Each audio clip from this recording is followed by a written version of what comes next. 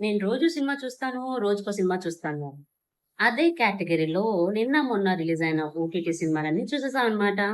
అందులో ఫస్ట్ వచ్చేసి 'Dhurandhar', second 'champion', third వచ్చేసి 'అన్నగారు వచ్చారు', 'అన్నగారు వస్తున్నారు', 'అన్నగారు వస్తారు' అదొక సినిమా.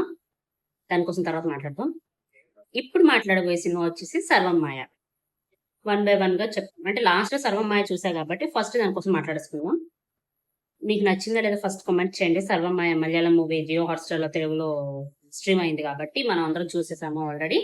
మీకెలా అనిపించిందో ఫస్ట్ కామెంట్ అయితే చేయండి. నాకైతే కొంచెం ఓవర్ రేటెడ్ అనిపించింది.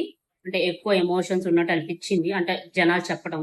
బట్ సినిమాలో అలా ఏం లేదు. సో, అలా ఎక్కువ స్టోరీ అయితే ఏం లేదు. కొంచెం లాగ్ అనిపించినట్టు అనిపించింది. అంటే లాగ్‌గానే అనిపించింది సినిమా స్టార్టింగ్ నుంచి కూడా. ఓకే. కొంతమందికి ఉంటారులే యంగ్‌స్టర్స్ ఇలాంటి సినిమాస్ ఇష్టపడతారు.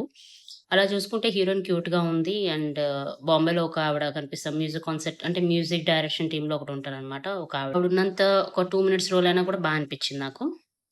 2 మినిట్స్ కాదు. ఒక సాంగ్ కూడా ఉంది. నవీన్ పాలి గారికి ఆవిడే మెయిన్ లీడ్‌గా చేశారు కాబట్టి అంత కొంచెం రిఫ్లెక్షన్ పడింది. మలయాళం యాక్ట్రెస్ చేశారావిడ.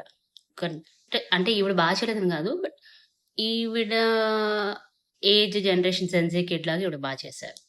ఫ్యామిలీ బ్యాక్‌డ్రాప్ నచ్చింది. ఫ్యామిలీ ఎక్కువ మంది గాకుండా చాలా తక్కువ తక్కువ పీపుల్ తోటి చేశారు. ఫ్రెండ్ బాగున్నాడు.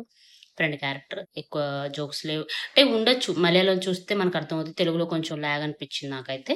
మొత్తానికి లాగే అనిపిచ్చింది నాకు. కొంచెం ఓవర్ రేటెడ్ అనిపిచ్చింది. సో, మీరేమనుకుంటున్నారో ఒకసారి కామెంట్ చేయండి. అంతే. నెక్స్ట్ వీడియోలో మాట్లాడుకుందాం. ఉంటా మరి. See you. Tata. Bye by.